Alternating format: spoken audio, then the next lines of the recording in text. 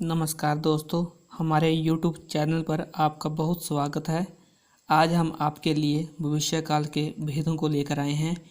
भविष्यकाल के 3 भेद बताए गए हैं। नंबर 1 सामान्य भविष्यकाल, नंबर 2 संभाव्य भविष्यकाल, नंबर 3 हेतुमद भविष्यकाल। तो पहला प्रकार सामान्य भविष्यकाल। क्रिया के जिस रूप से उसके भविष्य में सामान्य ढंग से होने का पता चलता है उसे सामान्य भविष्यकाल कहते हैं। सामान्य मतलब बिल्कुल सिंपल, जिसमें कोई क्रिया भविष्यकाल में होगी। इससे यह प्रकट होता है कि क्रिया सामान्यतः भविष्य में होगी। बिल्कुल सिंपल भविष्यकाल का प्रकार बताया गया है, सामान्य भविष्यकाल। जैसे बच्चे कैरम बोर्ड खेलेंगे, तो फ्यूचर की बात हो रही है, भविष्य की, परंतु कैसा भविष्य है वो? सामान्य भविष्य।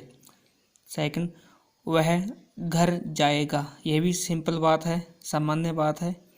दीपक अखबार बेचेगा, यह सब सामान्य भविष्यकाल के उदाहरण है। इसका सेकंड प्रकार संभाव्य भविष्यकाल। संभाव्य भविष्यकाल क्या होता है? क्रिया के जिस रूप से उसके भविष्य में होने की संभावना का पता चलता है, संभावना बताई जाए। जैसे या फिर हम ये कह सकते हैं जिससे भविष्य में किसी कार्य के होने की संभावना हो, कोई भी काम होगा और उसकी संभावना हो। जैसे शायद चोर पकड़ा जाए, संभावना है यहाँ पे। परीक्षा में शायद मुझे अच्छे अंक प्राप्त हो, ये भी एक संभावना बताई गई है, इसलिए संभाव्य भविष्यकाल, इसीलिए इसका नाम यह पड़ा है। थर्ड प्रकार है इसका हेतुमद भविष्यकाल। क्रिया के जिस रूप से एक कार्य का पूरा होना दूसरी आने वाले समय की क्रिया पर निर्भर हो। जैसे एक काम को भी होगा और दूसरी क्रिया होगी, उस समय पर क्रिया पर निर्भर करेगा। जैसे उदाहरण से स्पष्ट करो, इससे क्लियर हो जाएगा आपको।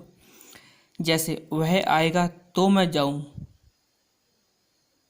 अगर वह आए तो मैं जाऊं, मतलब एक काम दूसरे पे निर्भर कर रहा है।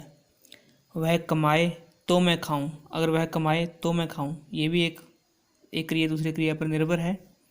जो कमाए सो खाए, जो कमाएगा सो खाएगा, यह सब इसके हेतुमद भविष्यकाल है। ये एक क्रिया दूसरे क्रिया पर निर्भर होती है, तो ये सब फ्यूचर काल में ही है।